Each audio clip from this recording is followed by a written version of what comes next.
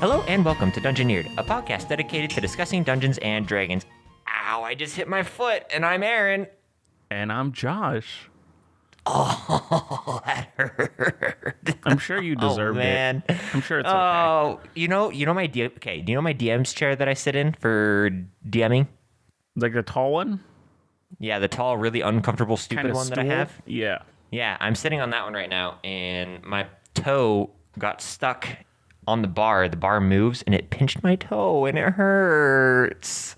Josh, I need you to fix it. Well, anyways, welcome to this very, very beautiful morning of Dungeoneered. Yeah, we're recording in the morning. It's weird. It's on a different day in the morning.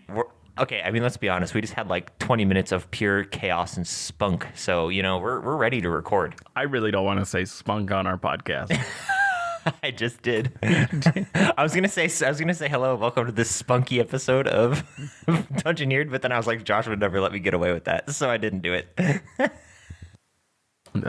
Yeah, even for that thought, you were cursed with stubbing your toe. That's why that happened. Yeah, it was foreseen from the foundations of the world that I would do this. Yes. Anyways, we have been talking about making characters in each other's world, which apparently we've already done to Dungeoneered history, but I'm doing it again. And so we thought about having you create a character in my world first. Mm-hmm. And so last week we made zero progress on this during our lukewarm open. I don't even remember what we did last week when it came to lukewarm open. We just started talking about creating things in our worlds, and we had a really good conversation, but it was just not anything about what we were supposed to talk about. And I think that's okay. That's what the lukewarm open's for, It's for to get out our crazy and wild energy.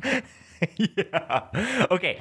So when I walk people through making characters, there's a couple things I like to do that we don't have right now. So first and foremost, I like to send out a giant questionnaire that people fill out and kind of get a basic idea of what I still use your questionnaire since you actually sent it to me. Oh, do you? Yeah. I mean, I modify it per world, but it's not that long. Yeah, I don't know. I just like it. It's a good basis for making a character. So I guess we could and it's a good way for the players to get out some of the things that they think in their head. They're like, okay, I'll remember this, but they might forget. Yeah. Like a while down the line, they're like, okay, this is who my character is, and they forget stuff. And I like it too because it's just easier to get your ideas down on like a piece of paper, like you were kind of saying. It's just you have all these things floating around your head about what you want your character to be, and just kind of putting stuff down helps a little bit. So I usually require people to require, that sounds really harsh, but I usually require people to write like a page at very minimum, and then Josh writes 12. But usually I require like a page. Once. Yeah, sure. But anyways, that way I have it as a DM have like a basis for what I want to talk about when I do these kind of sessions. So essentially, after I get this piece of paper, I meet with the players and I talk with them, I don't know, for a couple hours about their character and kind of go over what works, what doesn't work. And then I should also preface that this entire thing, like during the writing stage and everything, I'm always just in communication, whether it's texts or questions or things like that. So since we don't have that, it's a little bit more difficult. So I think for this, what I'm going to do is, Josh, do you want us to start with like your race and your class, or do we want to go for like backstory stuff first? What's kind of the idea? I'm going to say, because I don't have anything on my brain right now, I would say let's start with world stuff. I would say, so let's start with world stuff. Part of what I like to do is have a kind of guided character creation. If you're able to meet with your DM and like literally talk it out, that's my favorite way of doing it. Now, I would say, like in this case, I'd be like, hey, Aaron, is there someplace you would like me to be from? Or like where you like kind of want it to be an important part of the story so that I can like move us there?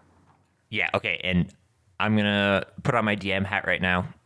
It might sound corny, but that's like the best question ever because it just helps the DM do stuff, It just helps organize the characters and, possibly have little storylines and stuff like that. Because as probably every DM knows, starting the campaign is always the most awkward. Always. It just always is, Because everybody starts in like a tavern, or like they start on a caravan that gets attacked, and it's just always like, why are we here? Why are we together? So it's just really nice when a player is like, where do you want me from? Is there anything that I need to do that will help you start the story? So.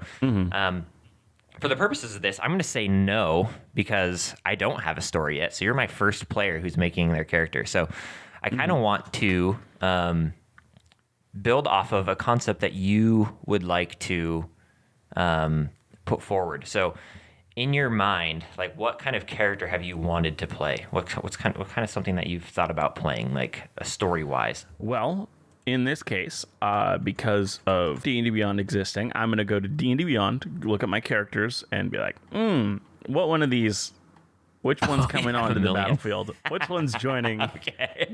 Oh, no. It's like the fighter Druid select Barbarian. screen and like a Druid Barbarian.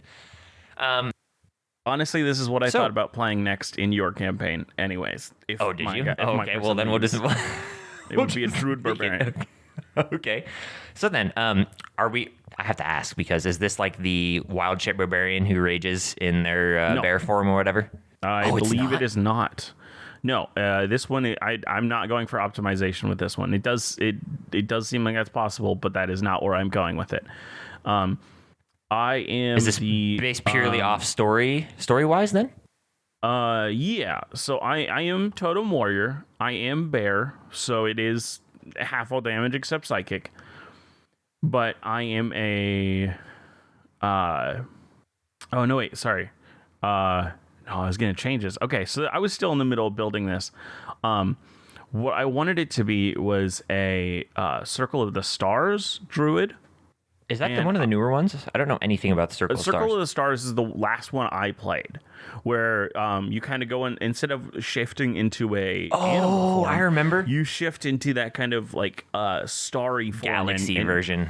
Yeah, and you have a symbol on your chest, and what's constellation on your chest dictates what abilities you have. One of them gives you a bonus action attack, a bonus action like thrown attack, like a range attack.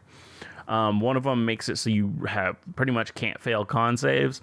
And the other one makes it so that you have, it's Dragon, Chalice, and Bow. And I forget what the last one is.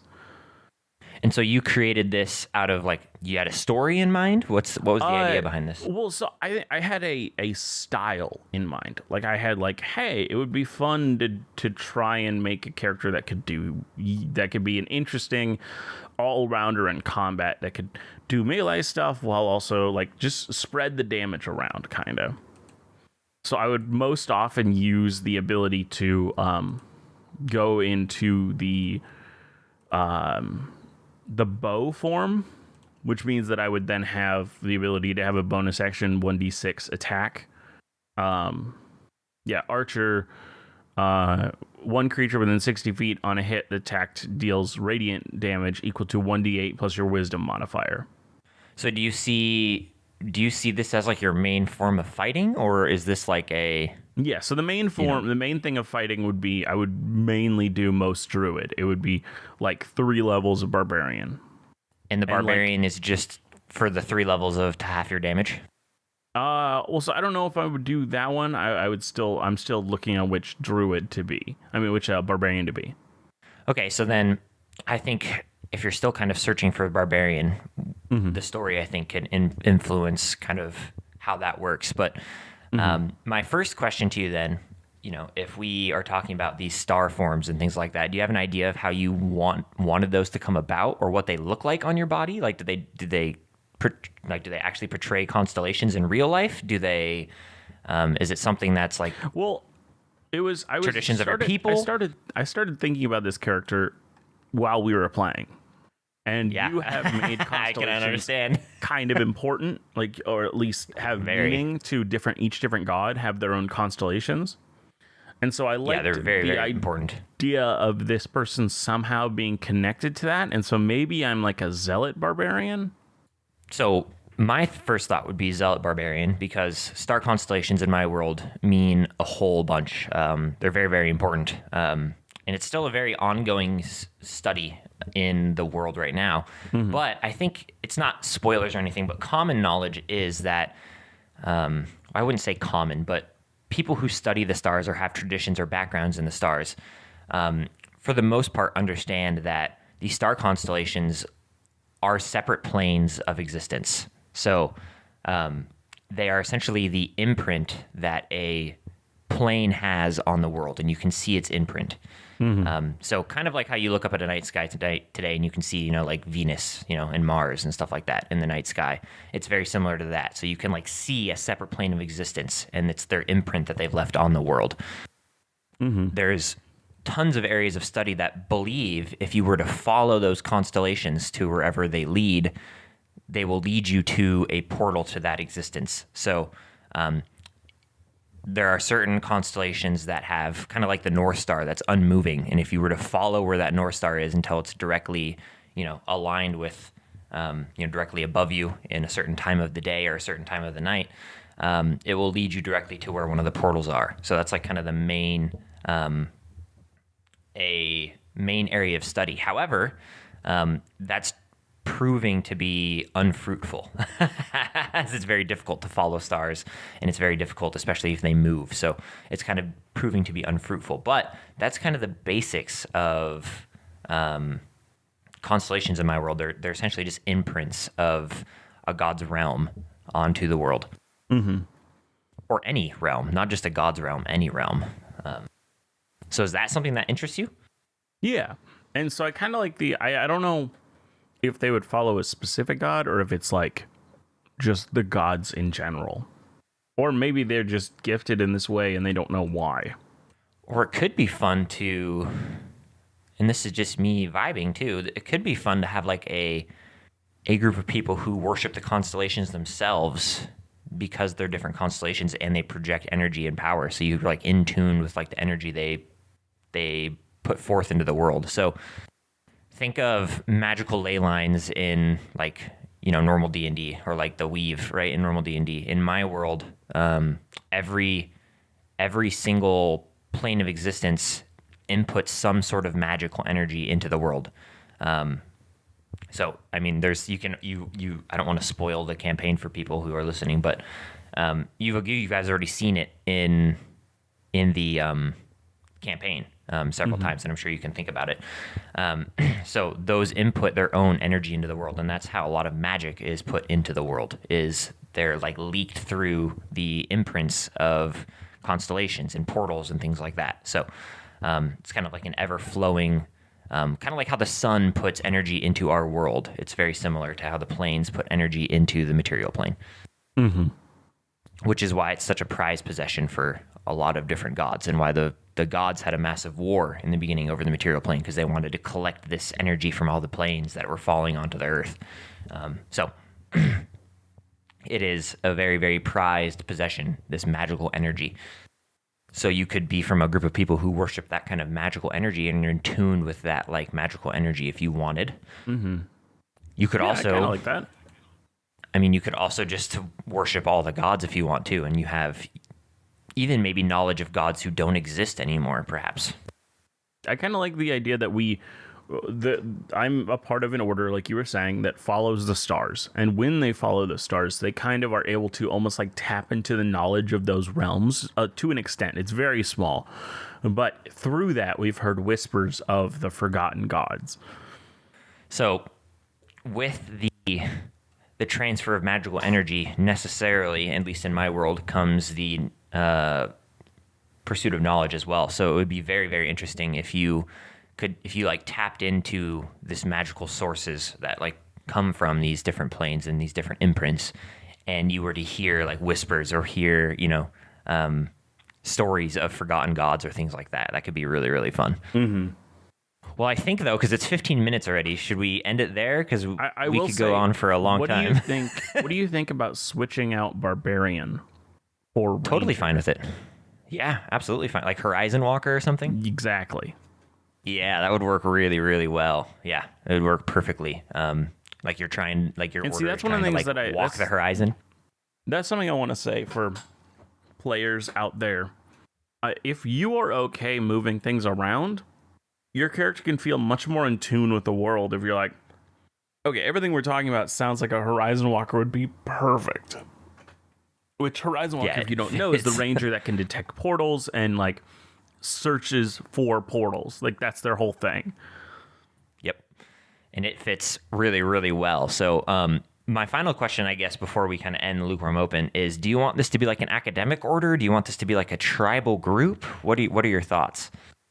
I think it started tribal, and there was some kind of like, not rebellion, but like a change in leadership where they were like, we need to update. We need to get in tune with the times. Like, yes, Okay. we've been an isolated group for many years, but the world is moving on, and we need to move along with it. And so, like, they kind of forced us to become in tune with the kind of more modern technologies and things like that. Yeah. Are you guys, so just another quick brief explanation. I know I've kind of explained on the podcast before, but in my world, the material plane is the center of a stack of paper, and the planes are all stacked on top or below the material plane. However, that stack of paper can get pushed around and moved, and the planes can kind of shift out a little bit. And that kind of depends on where constellations are. So everything kind of moves. So are you guys like nomadic and you move across the continent to find whatever constellation you want, or the world to find whatever constellation you want? Yeah. And then finally, my next question is there is a new world. Do you guys want to be from there? What do you mean That's a where new you world? would be able. It's a separate continent that's unexplored, and that's where you would be able to see stars the best. So that could be something interesting. And you guys came over from the new world, and you were like, "What the heck?" That could be interesting too. Like a long time ago, it'd be interesting. I would like it to be that the order is from that world, they're from that continent, but like they sent over a small team, and I was upon that team, and the team wasn't like, we're not supposed to stay together. What we each need to do is spread out and discover this world. Cool, perfect. All right, cool. I think that's where we're gonna end it because Yes. we have. It's gonna go on forever if we keep going. Yep. So that's where we'll end it. Yeah, that's cool. Okay. So, this week we're going to talk about one of the most interesting writing ideas I've heard and appreciate. There's an incredibly well-known fantasy author named Micheal Moorcocks. He wrote many fantasy books. Stop. I know, every time you can't handle his name. I know. He wrote many fantasy books in many different settings and eras of his worlds, but there's a consistency with the majority of his stories. That consistency is called the Eternal Champion. Now, the Eternal Champion is a multiverse creation. It is an aspect of importance throughout the multiverse of Moorcocks' work. This spans from an array of times ranging from the Big Bang to the end of time, and an array of places as well, from Earth to faraway galaxies and timelines. Micheal Moorcocks is known for his idea of messy people being heroes. I found it summed up best in an article on Tor.com, saying his ideas were that we're all confused, paradoxical beings struggling to find the answers. And he wanted to continue that with his heroes being same as us in that way. In an interview, Micheal Moorcocks said about one of his eternal champions, Elric, knew that everything that existed had its opposite. In danger, he might find peace. And yet, of course, in peace, there was danger. Being an imperfect creature in an imperfect world, he would always know paradox. And that was why, in paradox, there was always a kind of truth. That was why philosophers and soothsayers flourished. In a perfect world, there'd be no place for them. In an imperfect world, the mysteries were always without solution. And that was why that was always a great choice of solutions. Yeah, we're getting philosophical in Dungeoneer today. Holy cats. Now, this is the basis for the Eternal Champion. A flawed character, a flawed, broken character. But he goes on to discover about himself and others that, as he says it, what happens to a writer that writes a lot, particularly if they're consciously mining their own psyche in a certain way. He says, you gradually begin to realize that you're writing about the same character. Even though you put a different name on that character, that you're writing about the same character. The next thing is you think, well, this is just stupid. Putting different names on these characters, because if you're carrying a narrative on this character in one book, then you can, as he says, put the character into a different narrative with a different context in another book. But if it's the same character, it's more interesting because you start revealing different aspects of that character. That is really the philosophy behind the Eternal Champion. The basis of his stuff. Yeah. It is different characters in different books and universes and worlds that are all aspects of the same heroic spirit, this Eternal Champion. So all of there's a huge series of his books that are called the Eternal Champion books. Those books are from completely different series, completely different timelines, completely different worlds, but they're all a part of the same multiverse, and they're all the main characters, or sometimes not even the main characters, are the Eternal Champion, or a reincarnation of this Eternal Champion. Very interesting. Very interesting. Yes. Many can go their whole book series never knowing that they're an aspect of this Eternal Champion, but like as the reader, because we know this is a thing in his work, you start to see the similarities, and you start to see, oh look, he is clearly a reincarnation of the Eternal Champion. Yeah, that's pretty cool. That's pretty cool. Now, the worlds of the Eternal Champion are wide and varied, but they're all made the same way, by the forces of law and the forces of chaos. And the balance of those two sustains them.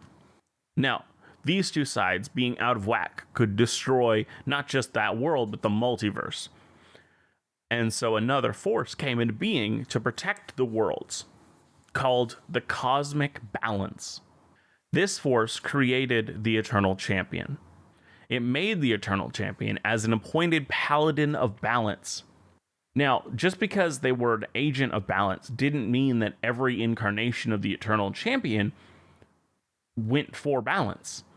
Because sometimes the world that they would be summoned into or incarnated into were worlds that were out of whack with too much law or too much chaos.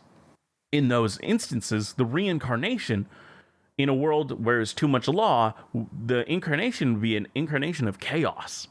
In a world with too much chaos, they would be an incarnation of law. Whatever that world needed to return to balance. That's what the champion became. The sad thing about this role, though, was that it is a role filled with strife, as the whole reason it exists is to fight against a force much greater than itself. These Eternal Champions are all said to be different incarnations, but there are usually some similarities. Like they are generally peerless fighters and tacticians, and have a connection with a sentient weapon of chaos called the Black Sword. Now, the Black Sword can also take different forms for its champions. In one, it could literally be the Black Sword. In others, it can be, I believe it was a staff at one point. Like, it can be whatever that fighter or Eternal Champion uses. And some of them, a lot of them, have downsides. Like in the book I'm currently reading, Elric of Melniboné, Elric has the Black Sword, and his sword, whenever he kills someone, kind of absorbs their soul and recharges Elric with that power. Yikes, that's pretty rough. And Elric is he was born with a birth defect that kind of makes him continually get weaker. I think it's like a magical curse or something. I don't know exactly how it all works, as it's kind of kept almost at this point not fully explained. But as I've heard about the story is that Elric at times, like a way to recharge his own life force, he can kill. And so at times of great struggle and strife, he'll be like, say he's like with a princess of a land, and she's trying to get him to help save her land from this destructive force. If he doesn't have the power at the time, they have people needing him to save them would occasionally let him kill them so he could get the power he needed to save everyone else. Oh gosh. Oh Yeah. gosh. So it's a rough story, and that's kind of what Moorcock's work was going for. Is it saw the world of the time and the writing of science fiction and fantasy, and it said, literally in an interview, he literally called it a provincial school's principles understanding of philosophy, and he wanted his philosophy in his books to be a lot deeper than that and deal with the grays of the world. Now, interestingly, the Eternal Champion is not destined to be alone, as many characters in fantasy books have companions and stuff that come along them. Moorcock knew that he could write into each of his books of the Eternal Champions companions and love interests, and that would be just like a commonality with a lot of his writing. And so he was like, they shall also be eternal beings. There's the eternal companion and the eternal consort, and they are all both aspects of semi-divine beings like the champion. Oh gosh. Now, and I don't remember. Wait, really quick. I don't remember.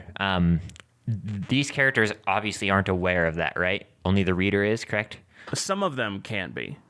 It's just there are many that would go their whole book and never know. Got it. Okay.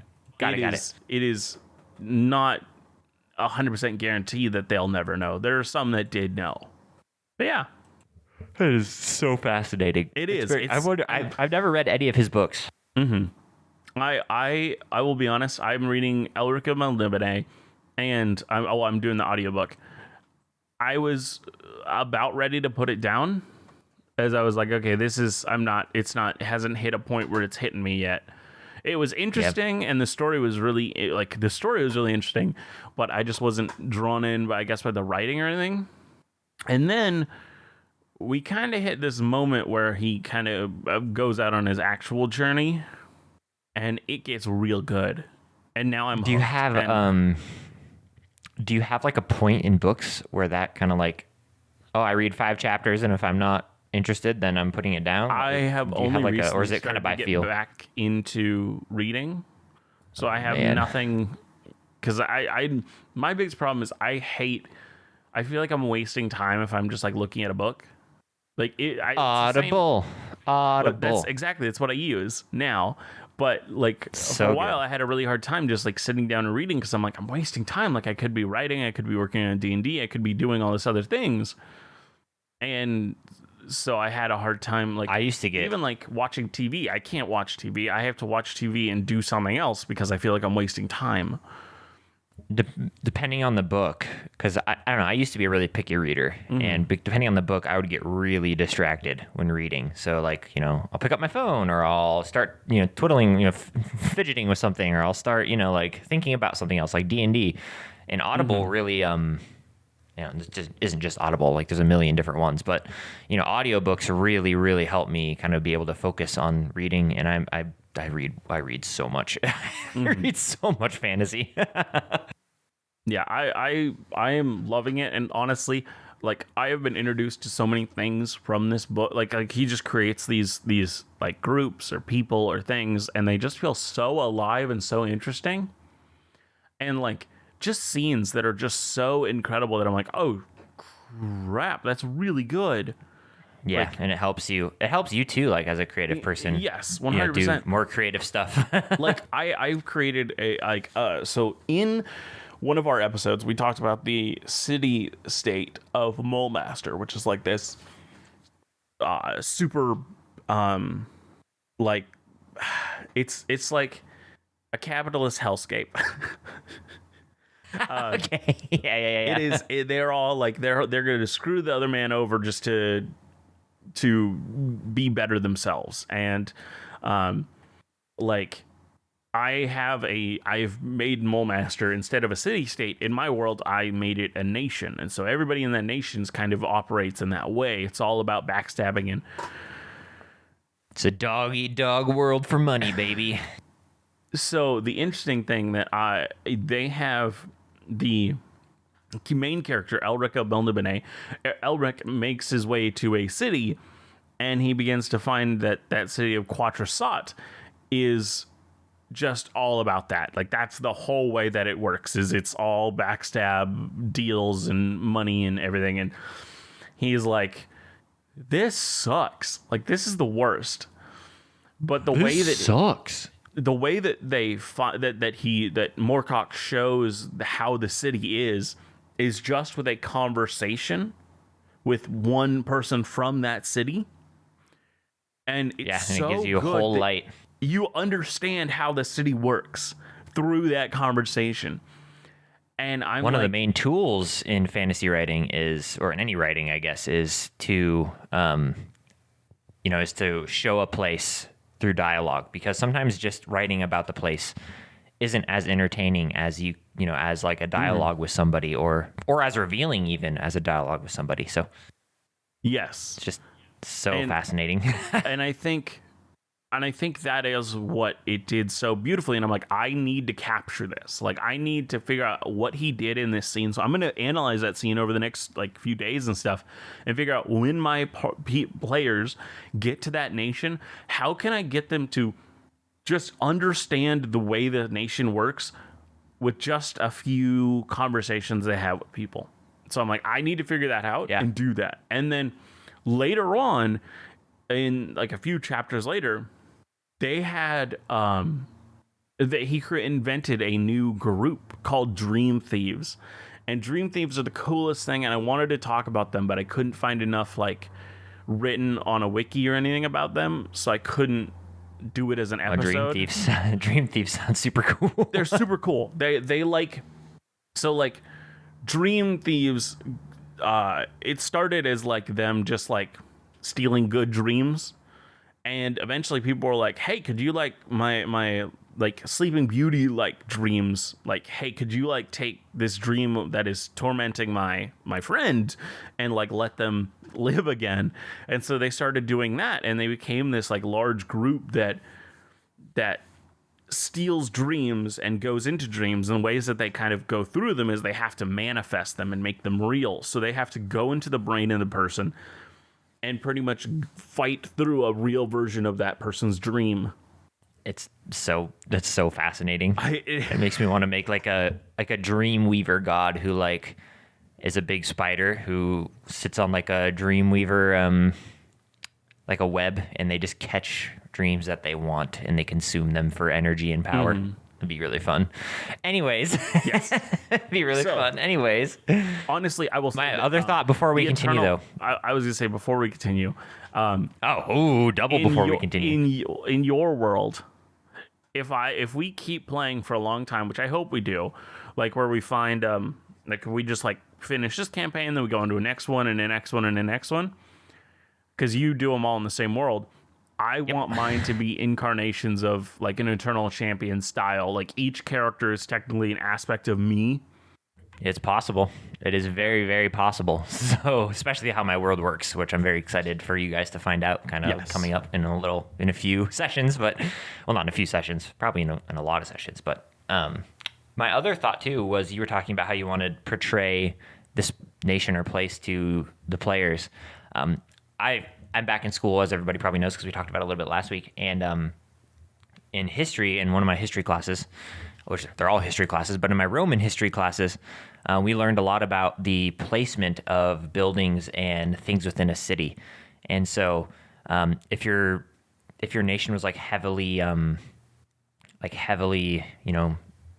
based off of hyper capitalism, you could have the main port of entry, or the main place of entry, a giant market with just completely overwhelming the senses of things to buy and things to do that overwhelm people. So because in a Roman city, for example, their temples, depending on what god they serve, are placed in the districts that they would most likely reside in, because they believed that their gods were always watching over those districts. So the god of love and fertility and stuff was, over, a brothel, or, that kind of stuff. So, you could really focus in on that kind of stuff too. Cause I always thought that was really interesting, and I never really realized or even thought about the placement of buildings and placement of, markets and, different town squares, based off of, what they do. And so like, or if like you enter a city in this heavily mercantile place, the first thing you walk into is a giant market, and it's just instant sensory overload, from smells of food to, bartering, to screams of merchants selling things, to, wagons with goods passing by just continually. Could be a really interesting way to do it as well. And then they immediately run into like a town crier who asks for money for information on part of the market or the city on where goods are sold and stuff like that. So it's just like instant, like they walk in and it's sensory overload. Yeah. So. But now we got to create stuff.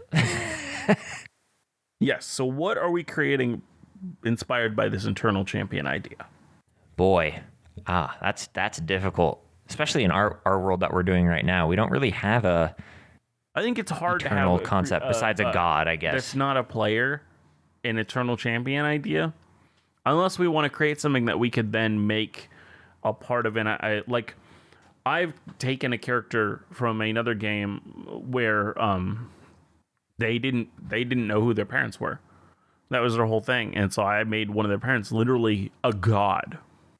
My first initial thought would be to create a person who, I'm trying to figure out how to word this without it sounding really dumb, but like create a person who like discovered some sort of secret and then was punished in a way to start a new life where he doesn't remember anything outside of doesn't remember literally anything or who he was. So, but he had a previous past, like a character who discovered like the location of the gods' Horcruxes, right? And the gods were like, no. And so they essentially rebirthed him, so to speak, in a whole new light. So that was one thing I thought of, but I don't know if that conveys the eternal champion very well. I mean, I don't know if it needs to be a champion. Yeah, because I do love the idea of It could be an eternal torment thing. Like I was thinking somebody, but see that I don't know if this is something that we would want a player to be, or if we want it to be a just exist in the world. Because, well, I think since we don't really have players, we can just kind of like create a player that a NPC that would be like this. Because my thought was like, our gods aren't all evil and our gods aren't all good, right? Yeah. But they have ways of punishing individuals, and I think it'd be very interesting if we had this like academic order that studied, maybe secretly, maybe not secretly, aspects of the gods, because why is our world the way they are? And it'd be interesting if it's like an order in the back that's trying to figure out the gods in a way that the gods and it's not maliciously. Yeah, it's not malicious. It's just they're trying to discover, why does the world work the way it works? What's, just a very, human curiosity. And maybe they delve too deep and the gods scramble the entire order and rebirth all of them. They don't want to punish them and like kill them all, because that's like, it's a little bit unfair, but the whole entire order, 50 or 60 people are completely rebirthed. And so now you have like a group of people who are, completely new and new to the world and don't know anything, and it could be very interesting. And that way, if you created an order that was like that, if a player wanted to create somebody like that, you could be like, hey, well, I have this too, And I like their the writings are secret still order discoverable. Trying to figure out the gods, but they know that if the gods figure it out, gods are not going to be happy about it. I like that. Yeah, and I think it would sort of fit the Eternal Champion theme, in which what I'm thinking is the way that we fit the Eternal Champion idea in is that it's an eternal torment. So a dude has I don't know if it's a dude, but it's someone, and they have a spouse, and the spouse they love, and they die. And they would like to, their whole thing was they would like to eventually go to heaven or hell or wherever their significant other went. But they do something that angers the gods. And the gods are like, well, fine, then you're never going to make it to the afterlife. Because you're never going to see your spouse. So it's an eternal torment. And this person eventually, after a few incarnations, is like, well, how do we strike back at the gods, or at least say screw you. And so they create this order, not maliciously, because they know if it's a malicious thing, then the gods will come after them a lot harder. But they just make it like hey, we're just trying to discover more about them. And like it is, Okay. it's still a hidden organization, but they're like the owners. I actually think we should make this a theme of the world, and we have these things be separate. So the god. Okay, so what I'm thinking is the order is its own separate thing. It formed naturally just because people were curious and they wanted to figure out more about the gods. They found out too much about the gods, they were punished, and their lives were re-scrambled, and they don't remember anything. That's like an entirely separate thing. And then we have this person who's going through this eternal torment because the gods don't necessarily just want to kill somebody or, send them to hell or whatever, or destroy them. But instead, like they want them to experience a more harsh punishment. And then we have on the other side of different groups, there's a theme of people being punished by the gods or changed by the gods in a way that just isn't as simple as you go to hell or you go to heaven type thing. So I think that could be really, really interesting. Or like a champion of the god was then as like an experiment, like maybe one of the gods is like a god of sociology or something. Like they reset their life at the end of their life to see if they will become a champion again. They like rerun the same life to see if it, like as these weird little experiments. The theme that you want to go over this world is that the gods play with humans as toys. Yeah, I mean, isn't that like the whole concept too? No, that totally works. I wouldn't say as toys, but it's their creation and they can do what they want type thing. Yeah, I always like the idea of people fighting back against that idea. Oh, I'm sure there would be. Yeah, I'm sure there would be, and that could be something I like we to think that too. they try and do this secretly, like they don't want it to be. It's not well known that they do this. No, and I wouldn't say they do it to everybody either. Yeah, and so I think this order, it is partially made up of people that just wanted to learn more, and then they started to discover what the gods actually did, and they're like, that's terrible. Well, I think, in my opinion, how this order would work is, I think this order's been around for a while because it's this eternal, resetting thing, and they start. Maybe like a few of them, I don't know how big we want to make this order, but maybe a few of them start catching on and they try to leave notes and things for themselves to find that when they're rebirthed, they can. So they try to like outplay the gods. So they're rebirthed. Sorry, how many people do you think are rebirthed? I thought it was just like 4. Like I thought it was I don't know. Small. I have no idea. I don't know. I haven't come across a number yet. But so okay. So you think that when people are rebirthed, they try and interfere? Or I thought there was more of a watch, because if you do interfere, this person is being watched by the gods. Well, I think that's so. I think it's a little bit of both, and the people are trying to like somebody who is being rebirthed, for example, and wants to fight against the gods. If they're rebirthed, they don't remember it, so they try and trick the gods and leave things for themselves to rediscover, to continue their work. Does that make sense? Yeah.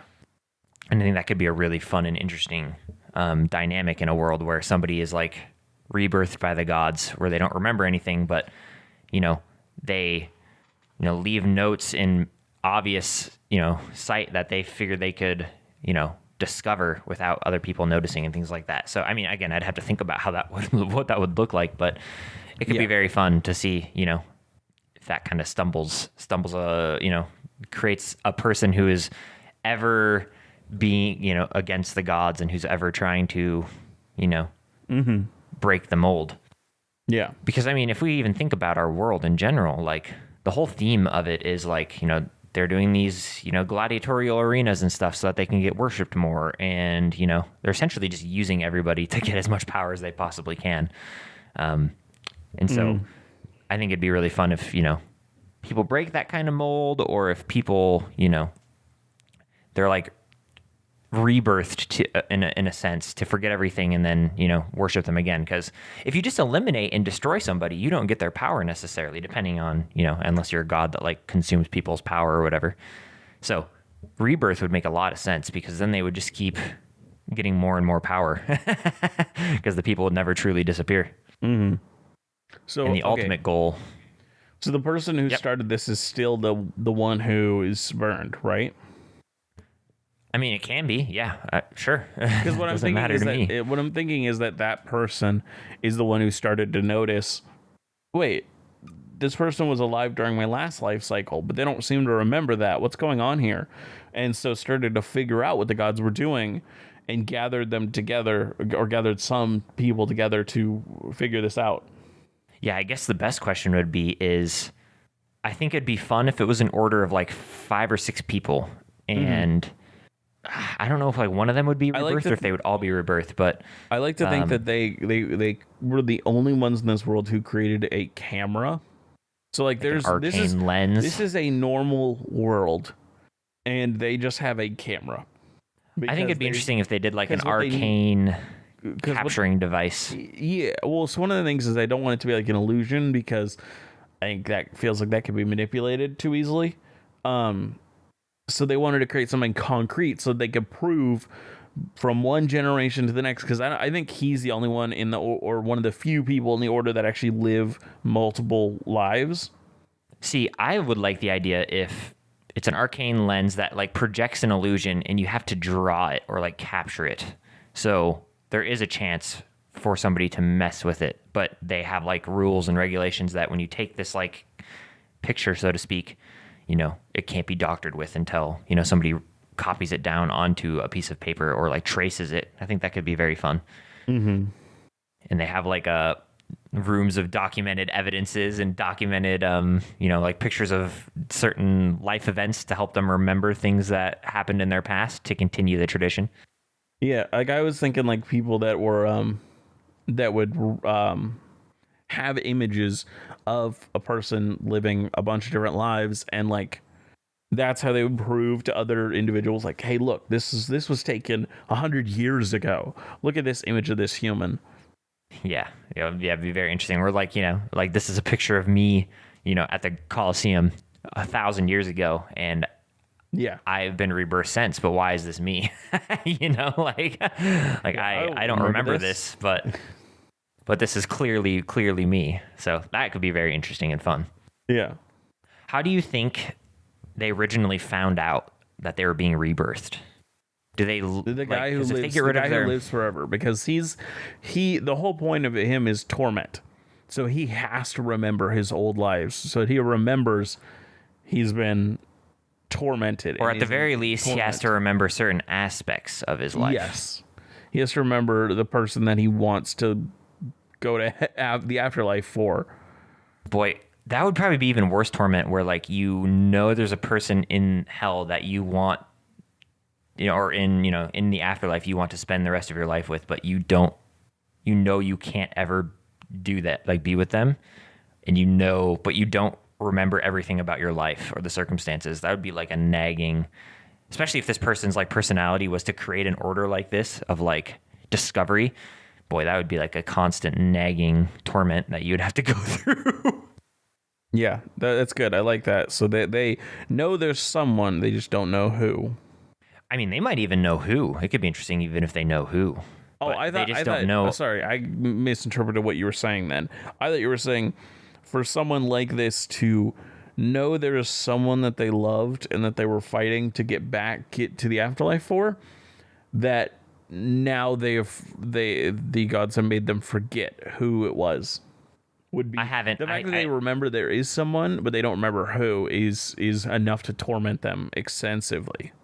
Yeah, I don't think I said either way. Okay. Either way works for me. Yeah, either way works for me. It was just kind of the basic idea of, you know there's someone, and you might even know who they are, but you can never reach them, but you don't know the circumstances surrounding it very much.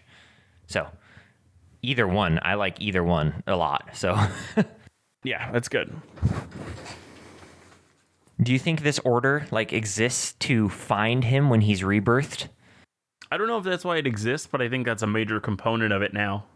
That'd be so fun. That's such a fun idea. I think where the party is in the time, I think either you can force the party to meet this group by having them like be doing by like doing missions for this guy, and then that's when the his group finds him, or like it's during his where you need to find him phase is when the campaign's going on, and either it's they're doing missions for him when that group finds him, or that group hires them to help find him for some reason, or maybe he's captured and the party's got to go save him. Yeah, I mean, either way, I think it's super interesting. And this group, like, they make it their, like, I mean, they don't make it their sole mission, but like they are like actively trying to find him to like reinstate him to the order, so to speak, so he can continue on the work and legacy. How do you think he'd feel if like a bunch of random dudes showed up that he didn't know and were like, "We know you. Here's why. Here's the evidence. Come with us." I think it's happened so many times at this point that it like kind of jogs his memory. Like, well, no, that they are almost like a well-oiled machine on what to say to convince him. What if? Wait, oh my gosh, this might even be better than like a photograph. What if they've like every time before he's rebirthed, or like they have to keep guessing when he's going to be rebirthed, they like take his memories and they store them in like an arcane device, and when they find him again, they re-implant those memories into his mind. Or to make it a little more horrifying. Okay. Which I know is your favorite sentence. Yeah, I love it. It's a simulacrum. They create a simulacrum. Okay. And they have to then kill this simulacrum in a process of transferring the memories back. Oh, man. Yeah, I like that a lot. That's really fun. Yes. So they're actually having to kill a life for this. Yeah, but at the same time, it's not like... I mean, it's so messed up. I love it. Yeah, it's the same idea of keeping the memories somewhere.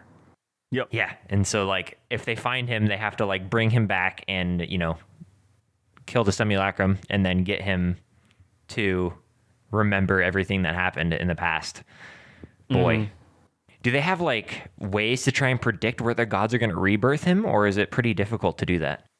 I think the main way that we decide that is, do you think scry works? Oh, oh man. Is his old equipment enough to scry on his new forms? His old hair, his old whatever. Yeah, just his person is like his person enough to re-scry on him. Yep. And I think based on that, do you think either it's easy or it's hard. Now, here's another question then that we have to ask. Can the gods manipulate magic to the way they want, or is magic its own separate thing? Because if it's its own separate thing, the gods probably couldn't change the scrying I think thing. it's its own force, in this world at least. I think in this world, it's its own force. It might be aided by the gods, but it's not.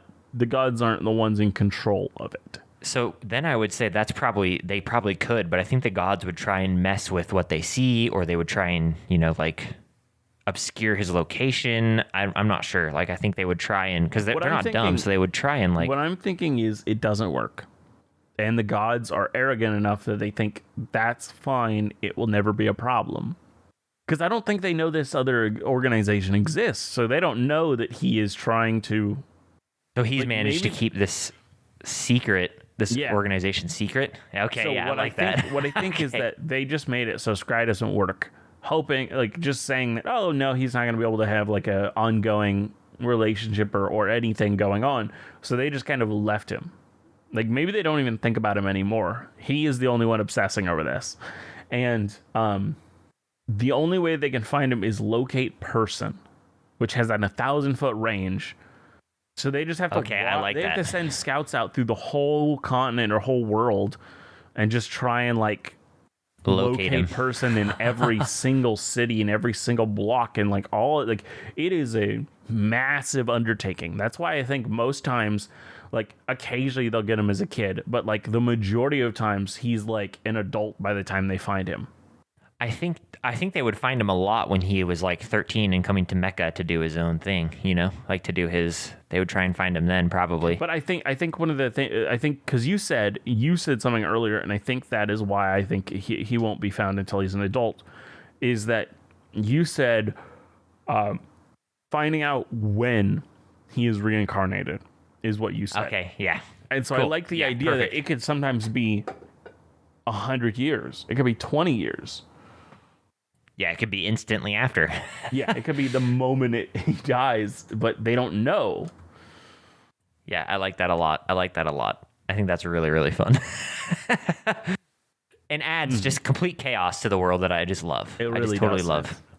It just Now- feels like the world is just like a giant entertainment industry for the gods. Okay, And I well, even think the since gods... we have some time at the end here, and you brought that up, I want to say my friend who I sent you some of the stuff when he's like, oh man, these new episodes are so good. His name's Tristan. He's fantastic. He came up with a suggestion for me, and he's like, I don't know if this is lukewarm open or like what this is, but I think in your new world, it should almost be like there should almost be like a politics side of it, like almost like a Las Vegas or politics type thing, where it's like there's billboards for the gods and like advertisements for each god of like why you should follow them and what the benefits are.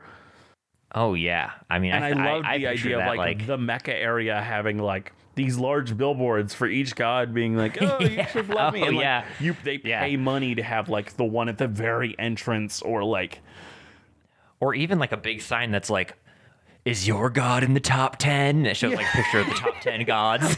I'm imagining there's these buses that drive around near where I work that are like the number one have, like- neurosurgeons at Yep. this Yeah. hospital, and Yep.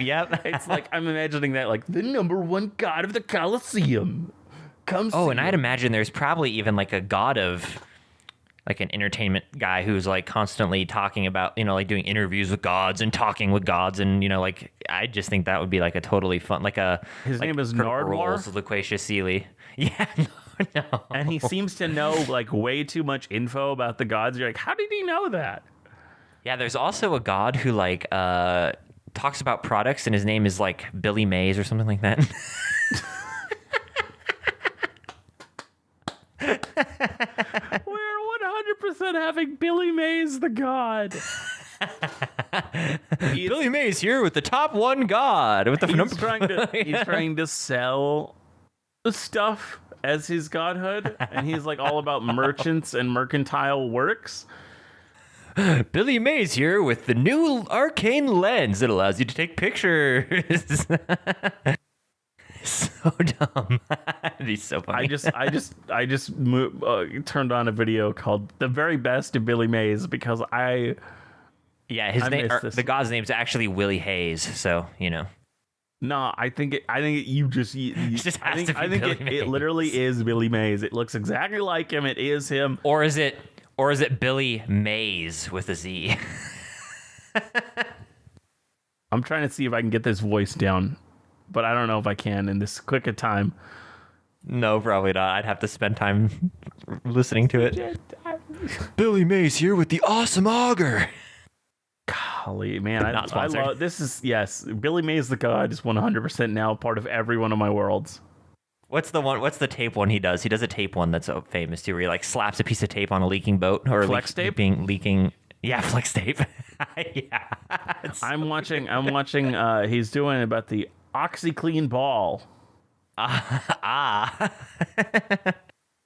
But yeah, I absolutely see like billboards and advertising all over the world, and I even think like even gods would probably have to pay, even in like, it'd be interesting if we added a aspect of they have to pay the overseer in power in order to get certain advertisements.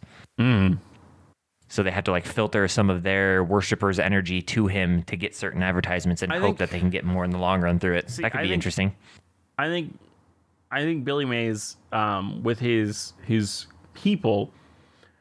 We're not having Billy Mays in our world. I can't do it. No, we are, and it's amazing. I think what has to happen is when like the majority of people following him are people that are hoping to have an advertisement by him. Or salesmen themselves that want to sell things as well as him. I thought you were saying salesmen themselves, as in they sell themselves to Billy Mays. No. I think they do. I think that's what every merchant has to do. Every merchant has to convince Billy Mays that like, hey, You You're should supposed support to- my product. It's like a Shark Tank. It's Shark Tank with Billy Mays. Yes, where they have to pitch it to him like, hey, our product is worth your support. Oh, I love it so much. It's so and it's stupid. advertised all over Yes, all over the city. there's Billy Mays plays. I hate it so much. Oh. Well, that should probably be where we ended on that hold on. ridiculous note. It is so good though. Is he in the trade district just like constantly screaming out? Oh yeah, I'm sure ads? he would be. Yeah, I'm Yes, sure he I would love be. this man. And doing demonstrations, like doing demonstrations and Billy stuff. Mays the God, we've done it. We've officially done it. And maybe guys. he's found a way. He's found a way to like instead of. I mean, it'd be interesting instead of having worshipers, or he does have worshipers, but he's found a way to like turn money that he's made into power. It could be very interesting too. So he has like a dual income, so to speak. He diversified. He has a his diversified portfolio. Oh my word! I love Billy Mays the God. It's so dumb. Oh no. Well, okay. Now that we've goodness. made the greatest God, Thanks, Tristan. That was Tristan, right? Okay. Wow. All right. Well, we should probably wrap it up now. Billy Well, Mays here with the oh, my sharpest word. barrel in the bunch. thank you all for listening. Oh my word. Billy Mays the God. Oh man, I'm gonna have to get down Billy Mays' voice one of these days. 98 this is episode 98 of Dungeoneered. Oh man. I can't believe we're already at 98. Did I upload 99 last time? I might have uploaded 99 No, it's last 97 time. I don't last remember. time. Oh, okay. Yep, it's 97. Thank you all for listening. And if you, you would like to support more Billy Mays gods, you can write a review. Let us know what you think Yeah. about the show. It really helps show that you're engaging in more ways than just one. Well, now we're If going to you have to do a order whole now for- infomercial. If you order now for the Here we low, go. low price of an email Of to a us, subscription on Spotify or an email? we can write back to you. So dumb. I don't even know. Oh my word. Oh man. Okay, next episode we have to open up with your infomercial opening that you created Oh gosh. in the voice Oh of yeah, Billy that one. Mays. Oh, Yes. I did make one. You did. That's what It's next actually episode's really gonna good, though. start I with. love it. It's kind of good, yeah. Well, I'm just gonna do our normal exit now. Yeah. Okay. You can write to us at dungeoneered@hotmail.com. We'd love to hear from you if you have ideas for topics, lukewarm opens. Maybe you can get your own Billy Mays God in to a Dungeoneered world. You could. Because that was just my friend's suggestion. And now we have Billy Mays the God. Thank you all for listening. And as I always say, Aaron, do you have anything else to add? Okay. No, I don't think I do. I always say it. I do. That is true. I was not expecting I know that, you though. were. You got me on that one. Always remember to be you. the hate you so sharpest much. barrel in the bunch. See you next time. Bye.